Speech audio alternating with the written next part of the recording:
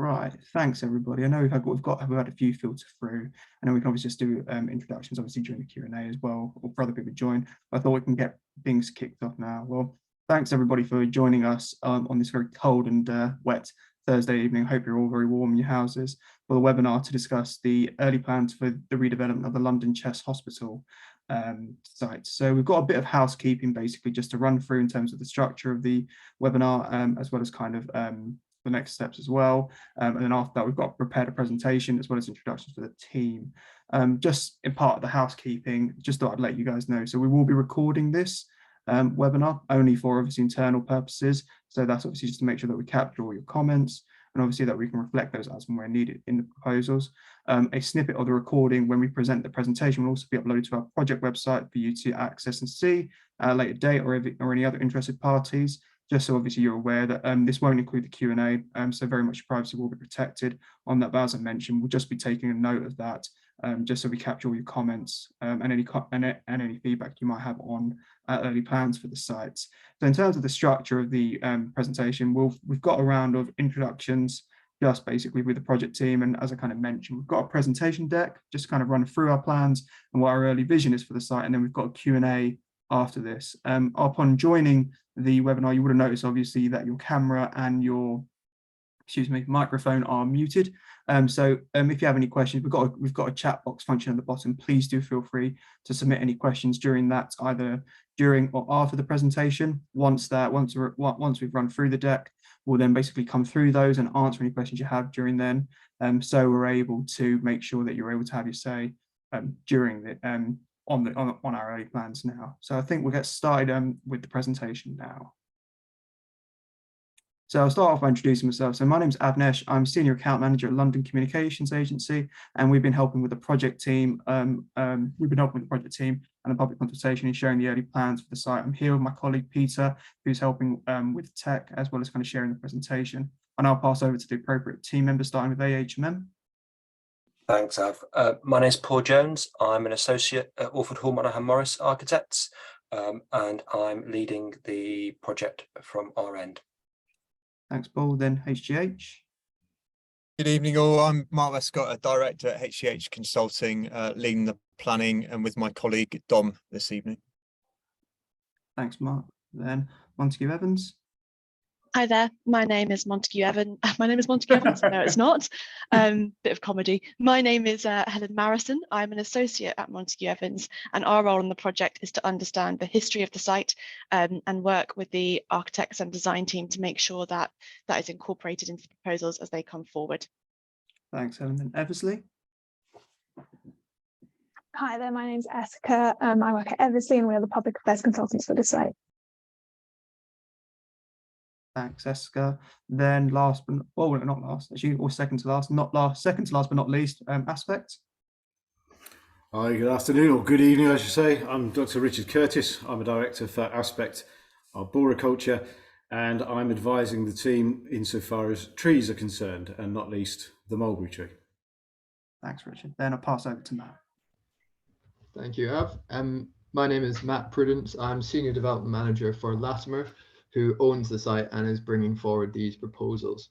So Latimer is the development arm of Clarion Housing Group, which also includes the housing association part of the business, Clarion Housing Association. And the key objective for Clarion as a group business and a not-for-profit company is the delivery of affordable tenures. And the mixed private and affordable schemes that Latimer develops, such as that proposed for London Chest Hospital, are really important for the creation of sustainable communities. And any profits that Latimer make and generate from private homes are recycled back into building more affordable homes and maintaining those homes going forward. Next slide, please. So a bit about the sort of site and local context. So the site is located in the residential neighbourhood just south of Victoria Park and Regent's Canal. It's effectively an island site bounded by Bonner Road, St James Avenue and Approach Road. It massively benefits from extensive mature tree cover and planting along the site boundaries. And we absolutely recognise that this fantastic building and site is of great importance to the local community. And our proposals will mean a lot to some people. So as we continue to undertake the early consultation, it's actually been incredibly interesting to speak to and hear from those that have either worked in the hospital or have memories of visiting or being patients there in its operational life. Next slide, please. I think we are handing over to me on this one, Matt. Is that Yes. right? Yeah. Now, a very important starting point for this site is clearly its history. We've got a lovely Grade 2 listed building on the site, and we sit within a conservation area. I think the next slide is going to look at those designations a bit more closely. Now, because of that listed building designation, it means that we have to understand the history and significance of the building quite closely, and that's what I'm going to talk to for the next couple of minutes. And that is where we started our advice to the team and how the proposals have been developed on the basis of. Now, the description here is going to start in 1855, which is when the hospital was built.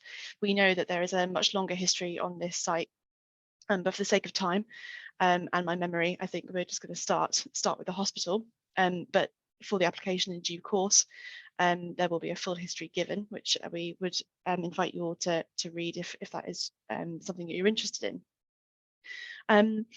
So the hospital was built in 1855. Now, it was quite an interesting piece of social history attached to this hospital as well, because it was commissioned and developed by City of London merchants, over half of whom were Quakers.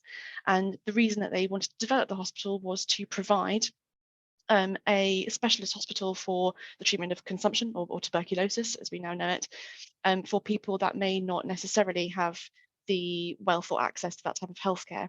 It wasn't for necessarily the poorest of the poor, but it was certainly for people that may not have had as easy or free access to that type of service. And clearly at this point in time, TB was a major illness facing society at that time. This was also the second specialist chest hospital of its type in London, the first being the Brompton Hospital that was developed in 1846. And part of what makes this building particularly special is the way that the layout and technology in the building was really at the forefront of its time. And that includes some fire protection bricks that we still have in the building today, using the ceilings, as well as a ventilation system that ran through the building. The architect was a gentleman called George Ordish, and the builder was Myers. And similarly, they are important figures to consider in terms of the historic associations with the people that designed it.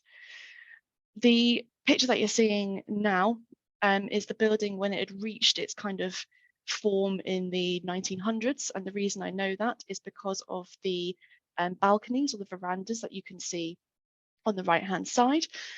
Part of the whole treatment of tuberculosis at this time was the availability of open space, and this site was particularly important and inconvenient because of the access to Victoria Park, which had been established a few years earlier, and also the generous landscape within the site itself. So that is something that's really driving the proposals.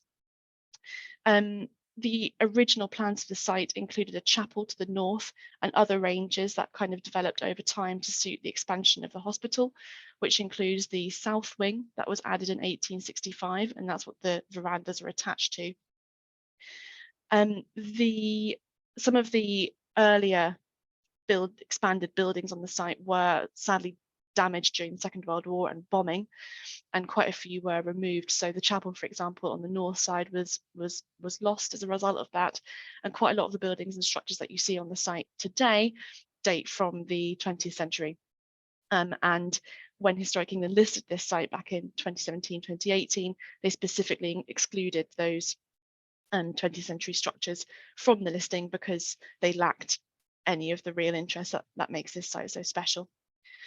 And I think maybe I'm going to hand back over to you, Matt, now to kind of take us up to 2015 when the NHS sold the site, and maybe what has happened in the meantime since then. Yeah, thank you, Helen. So yes, when the site was sort of closed and the hospital was closed in 2015, the land was sold to a joint venture between Crest Nicholson and Clarion. But at this point, Crest Nicholson were the lead developer and they were in control of the site. And they were the ones that brought forward the previous application in 2018. And that application was permitted originally, but it was subject to a legal challenge and this was upheld in the High Court, and that planning permission was then removed. So following this, in 2022, Latimer, the Clarence development arm that I've explained, we bought out Crest Nicholson, and they are no longer involved in the project. And in the last 9 months, since we've had full control, we've really endeavoured to undertake essential maintenance and health and safety works, and generally take much better care of the site. Very importantly, we've been doing essential care and maintenance to the mulberry tree, which we'll speak about in a bit more detail later, and other works such as fully replacing the dilapidated hoarding and removing rubbish heaps on the site. Next slide, please. Handing over to our architect, HMM, and Paul. Thanks, Matt, and thanks, Helen. So as Matt previously explained, the site is triangular. It's bounded there on red on your screen, and it sits within the Victoria Park Conservation Area. When Clarion and Latimer took up this project again in 2022, they approached AHMM due to our expertise with listed buildings and difficult sites. And we were really excited, given our proximity to our offices are in East London. We've got a long history of working within the area, and it's a really challenging site, but one that has a lot of character, as you no doubt all well know. The area of Tower Hamlets, there are a number of conservation areas in close proximity, and there are a number of sort of 20th century buildings to the east of the site along St James's Avenue, and more sort of Georgian townhouses within the conservation area itself. The conservation area is predominantly concerned about Victoria Park, and also sort of the history behind that in terms of how it was given to the people, how it was linked to the hospital in terms of being for the people and providing respite from the smog and squalor of Victorian London. So we do see sort of Approach Road and the elements of the trees upon the site as a key part of that route to and from Bethnal Green to the park itself. If you go to the next slide, please.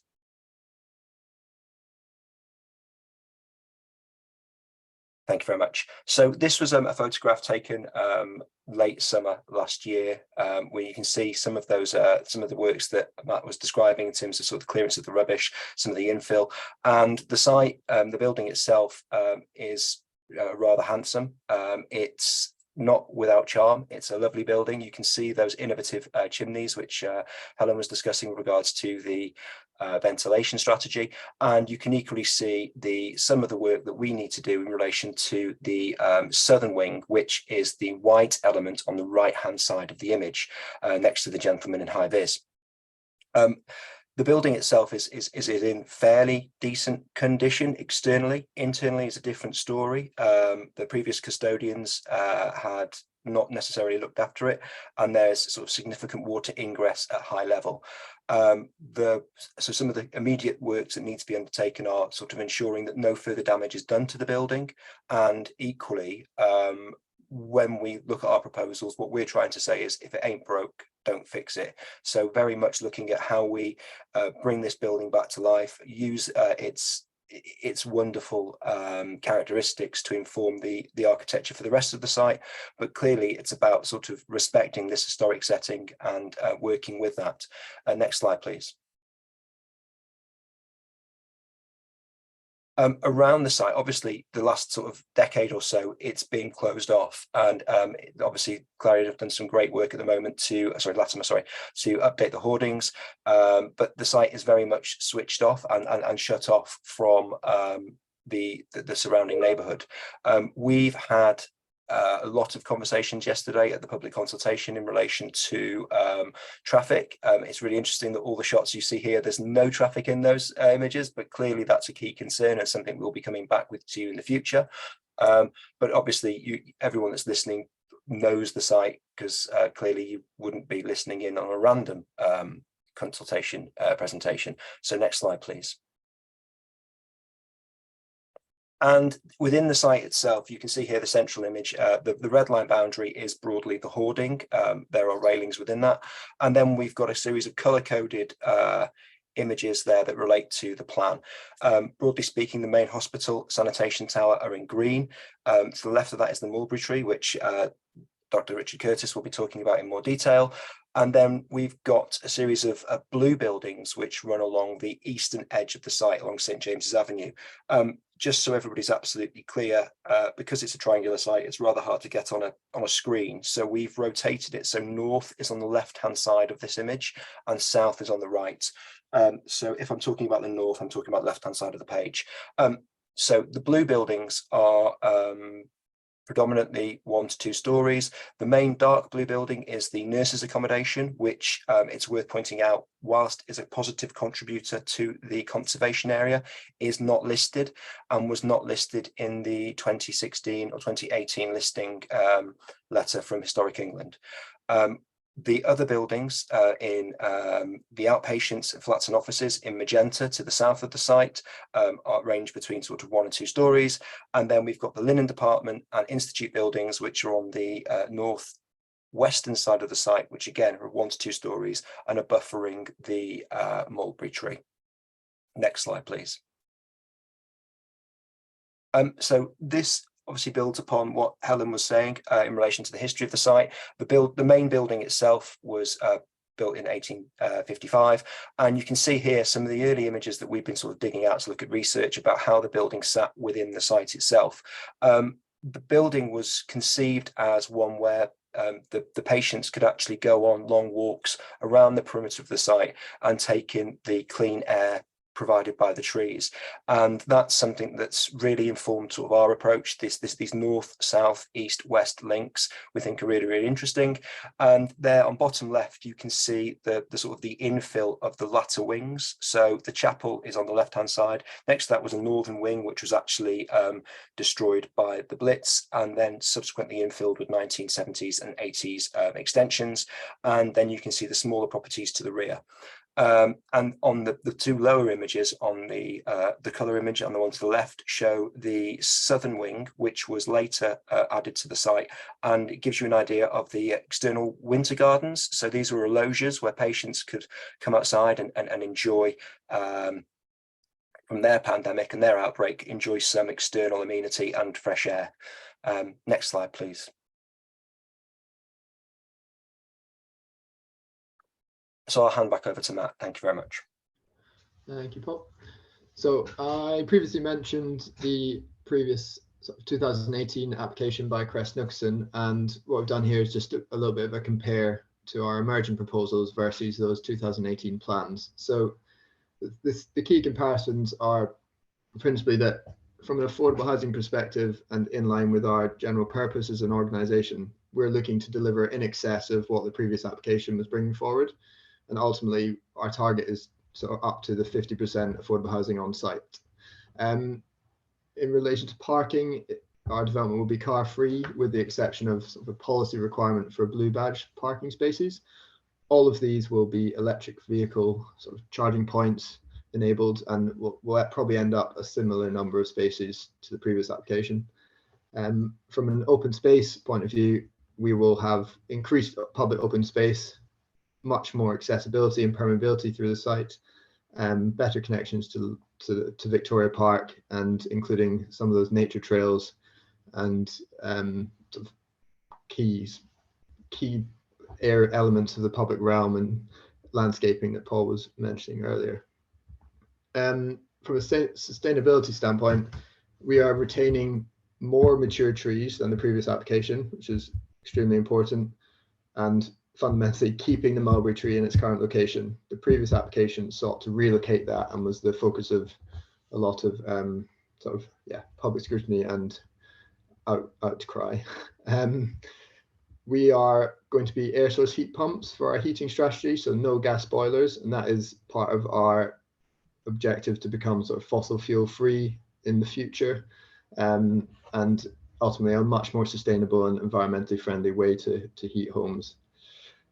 From a heritage standpoint, we're retaining more of the listed building than the previous application, not demolishing the south wing as previously, and we're keeping and maintaining, repairing the boundary wall and railings. So ultimately, we are slightly lower on the number of homes at around 280 from the previous application of 291, and this is really because we're doing more to retain more of the heritage buildings, but also keeping the mulberry tree and designing around it as a key feature of the scheme. Next slide, please. So just as a summary of our commitments, we're focused on delivering high quality homes across both private and affordable tenures. We recognise the importance of the mulberry tree to the local community, and we're incorporating it into our plans as the key element. We want this site to be as open and accessible as possible, and we've designed the buildings and routes through to be fully accessible to the community. We're committed to restoring the Grade 2 sort of building and features, and we will increase the biodiversity of the green spaces, which will help to create a more sustainable scheme and healthier environment. And fundamentally, we're committed to delivering more affordable homes for the area. Next slide, please. I'll pass the word to Richard. Thank you, Matt. And as I say, good evening, all of you.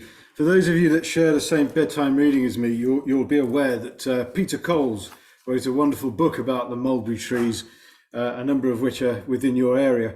And he described the black mulberry as a stubborn, self-contained loner, but also a wise and generous tree full of character. And I think that beautifully sums up our mulberry tree and the issues that we've got going forward to try and retain it where it is. And that's the main headline. The mulberry tree is not going to be relocated. We do not have an option other than to retain it where it is, but we're doing that now with the benefit of 5 years of hindsight and study. And we're now very much aware of the risks that are posing themselves to the mulberry tree, and also those that it poses to itself. And if I might just give you a whistle-top story, because it has been a journey with regards to this tree. I'll just give you some takeaway headlines, if you wish. The first point to make is that although the tree is in its current location quite content, it isn't without its challenges. It's challenged by way of stress, and we found during the summer in particular that the tree started to enter decline. And I can say that with the benefit of monitoring the tree's vitality through a technique called Arbor Check. And I've done that in conjunction with regular monitoring of the tree's structural condition. And we know that the props that are holding the tree, although well intended when they were installed, have actually arrested the tree's natural propensity to collapse and regenerate in the ways that mulberry do. Our tree can't collapse, but it is nonetheless at risk and very frail of collapse. The prop that's propping up, that's supporting the southern part of the tree, is actually moving, and that poses a very heightened likelihood that the tree will fail. So whilst we're keeping it in situ, we are also devising a plan to arrest that collapse and to help the tree physiologically through its transition from what is quite an unsympathetic setting for it to one where public access is appropriate, but also one where this transition to a residential setting doesn't bring about additional stress. And just broadly speaking, we're thinking across the board here. We're looking at the risk of exposure from the demolition of the adjacent institute building and what effect that might have on the tree, but we're also looking at the conditions in the ground that are supporting the tree. We know that the tree is thriving currently in a very, very constrained environment. It's very poor soil conditions, they're nutrient poor, they're very dry, and we've taken measures to improve those since Clarion's tenure, and we are seeing, remarkably, some positive responses in the tree's health. But spring will tell if our efforts really have paid off. It's very likely that we'll end up with a tree that looks very different to those of you that have seen it and can recall. This is a tree that suffered decades of neglect and several instances of disturbance, and some of which really haven't helped the tree at all, and some of which realistically should have seen off the tree. And that takes me back to its stubbornness. But it's a tree of character nonetheless, and we recognise its importance, and that's really through this amassed social capital that's linked to it now, which I think, and I believe the consensus is now, that dwarfs the academic point about the true origin of the tree. It's quite likely that this tree was part of the original soft landscaping arrangement. That's my own view. And it's quite likely that this tree can be linked to some much earlier progeny. We know there are other mulberry trees on the site, and maybe they were linked also. But that's part of the myth, and that's as I say, it's academic. But what is important is that in addition to keeping the mulberry tree in situ, we prepare for continued genetic continuity on the site. In that respect, I'm very pleased to say that we've successfully propagated with the input of a number of experts in the field, using some very old techniques. We've successfully propagated a number of cuttings, which will eventually be reintroduced to the site and hopefully to the surrounding area, and from which we've got a stock from which further cuttings can be taken. So hopefully we'll be inundated with them.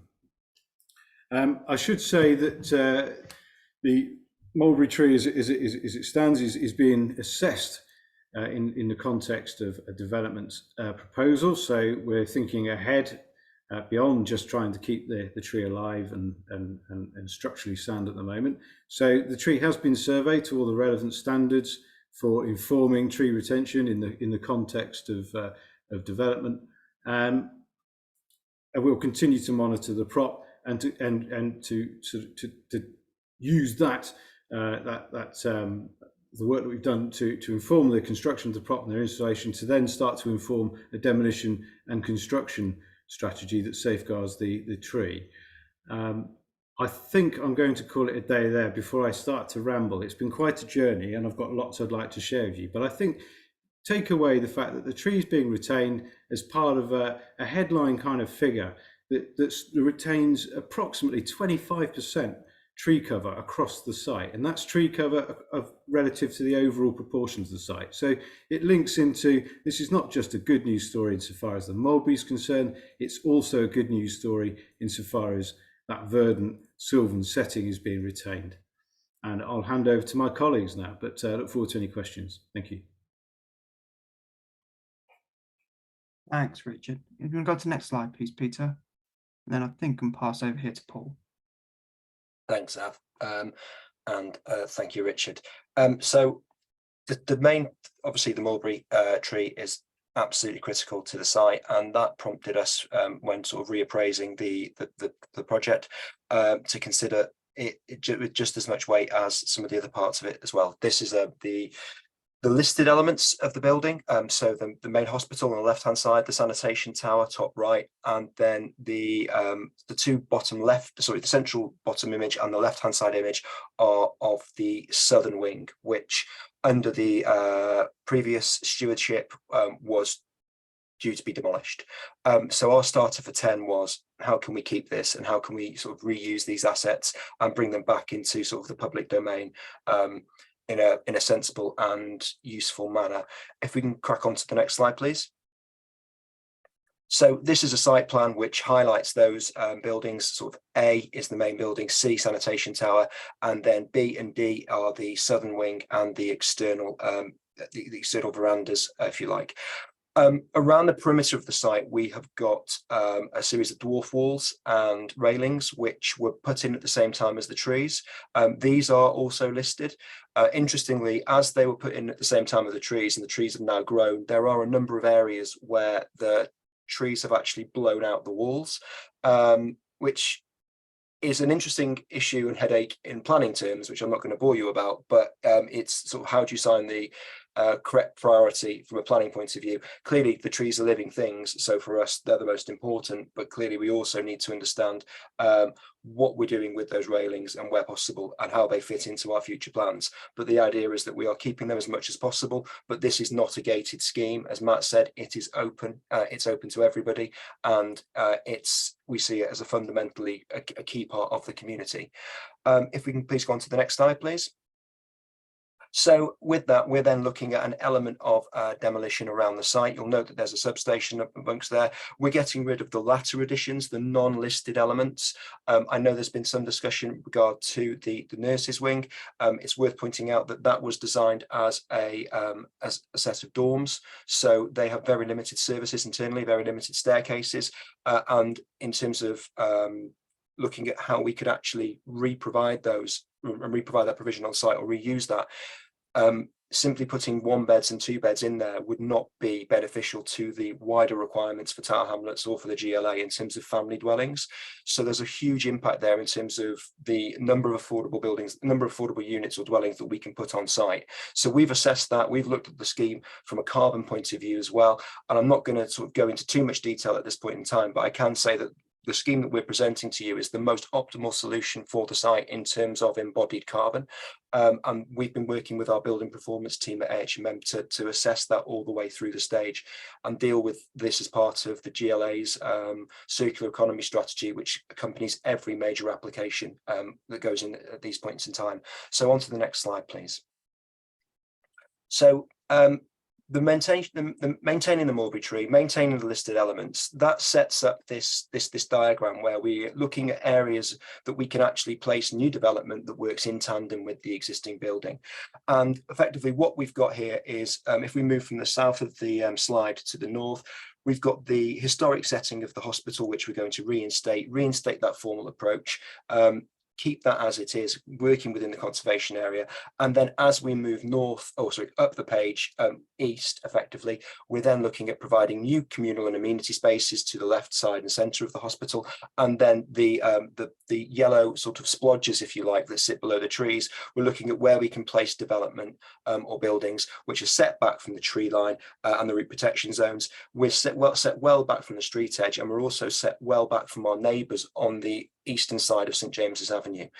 Next slide, please. And our approach, as I previously mentioned, is very much to reinstate that building and bring it back to where it was. If you know the previous scheme, you'll know that there was a lot of playing around with roof levels, raising of ridge lines. We're looking at this at the moment. We're working with the existing fabric. We're trying to get in there as soon as it's safe to get in there, because there's been a lot of water regress over the winter. But the intention is to try and retain, restore and maintain as much as possible. So whilst we do need to look at sort of thermal improvements and fabric improvements to the envelope, we're not sort of wholesale ripping everything out. The previous occupiers, the NHS, didn't have the same regard for, or didn't have to sort of jump through the same hoops that we necessarily have to. So they did things as much on an ad hoc basis as and when things were needed. So a lot of the windows that you see there are UPVC. We'll be looking to take those out and replacing them with hopefully period features, but features that enhance and work with the rest of the site. Next slide, please. And again, with the south wing, I think it's clear to say that this has really informed our approach from our early consultation with the local council and with the GLA. There's very much been a desire to expose and show this southern gable end, which is on the right-hand side of the image. We are looking at potentially looking at inhabiting that roof space. So looking at sort of additional dormer windows. The size and position of that will be determined by the unit layouts within there. But the later additions, the octagonal building in the middle, would be taken down, and then we'd look at repair and restore. Next slide, please. So what that does, the next couple of slides I'm going to take you through really show our sort of approach to the site in terms of what we're trying to do with this overview isometric drawing. So here you can see the pink building is the main hospital space in the southern wing, and you can see that formal approach, which is off Bonner Road. If you go to the next slide, please. We're then looking at creating a new public square which faces onto the gable end of the southern flank wall. Next slide, please. And then creating a small courtyard space with a new building which is set back from St James's Avenue, which forms a courtyard, not a private courtyard, but a courtyard nonetheless. Next slide. That will then be infilled with amenity space and will cover the cycle stores at the basement level. Next slide, please. And we'd look to frame views of the historic buildings. So sort of setting back those buildings to frame views of the sanitation tower and of the gable wing. Next slide, please. And then we have a series of public routes which run east-west, which run along the sanitation tower or adjacent to the south wing. And then we've got a building to the north and a building block to the south as well. Next slide, please. And that's a view then of the proposals as we see them from St James's Avenue, looking towards that new public square with potentially a contemporary cut into the existing building, which we're looking at putting a Class C sort of commercial or cultural use or community use within that space potentially. We're also looking at the height of these buildings, at the new build elements, and looking at how we can provide some variation within the roofscape potentially, so that we're sort of diminishing the mass and working within those spaces. I think the other key thing to note within this view is that we've pulled the building back to actually expose the rear of the hospital building, which will be a new build element because of the extensive demolition that's previously gone on within that building. So we're looking at repairing that, building out, but also then showing views of the cupola and the main space within the middle of the hospital. Next slide, please. So this is a ground floor plan, which broadly takes you through what I've just mentioned. What we're highlighting here is entrances to the various residential amenity spaces. The main entrance for what we're calling Block F, which is the main hospital wing, is off the front lawn. We've then got the side entrance and an entrance from the courtyard to deal with level changes. Blocks A and B would have a shared entrance, which is directly off that central square. And then we've got a series of individual entrances for the other blocks around the site, so that there's footfall generated throughout all the areas, and there's passive supervision, so it's a safe and community-led space to be and engage in.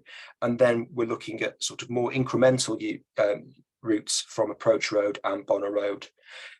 As Matthew mentioned, they were looking at sort of reusing the existing provision for parking, because obviously the former hospital had a lot of blacktop, a lot of tarmac. We're reducing that right down, but we're looking at identifying where those provision can be provided so that we don't exacerbate any issues with the existing trees or landscape. Next slide, please.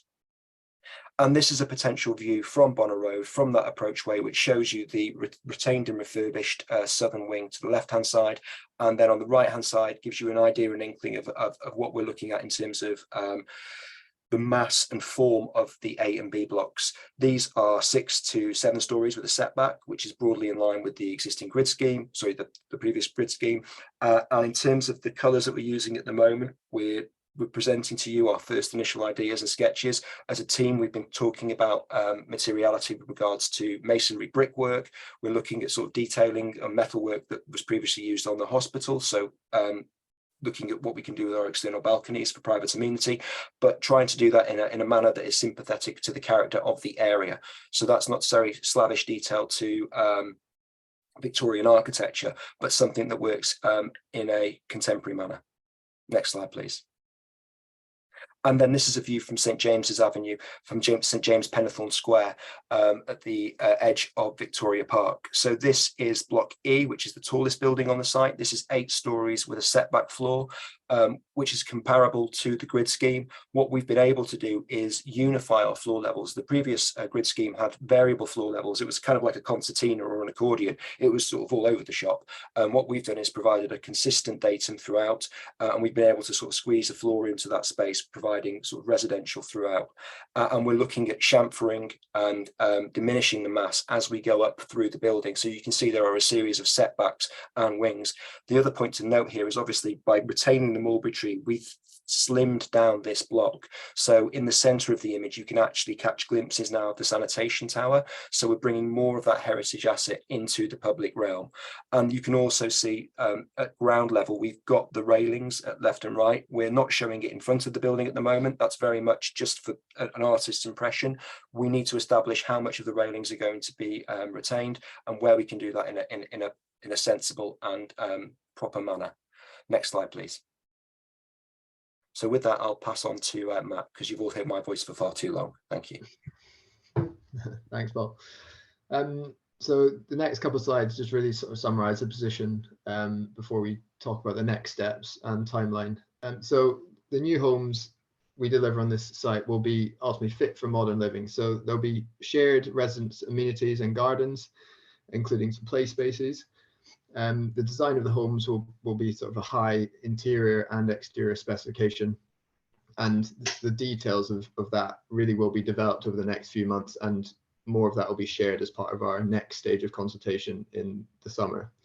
The mix is being developed to be suitable for everyone, and really what we've tried to do on this scheme is bring in more proper family homes. So we're introducing 4 beds into this development, which wasn't part of the previous application, and that really is to try and address sort of local demand there. Next slide, please.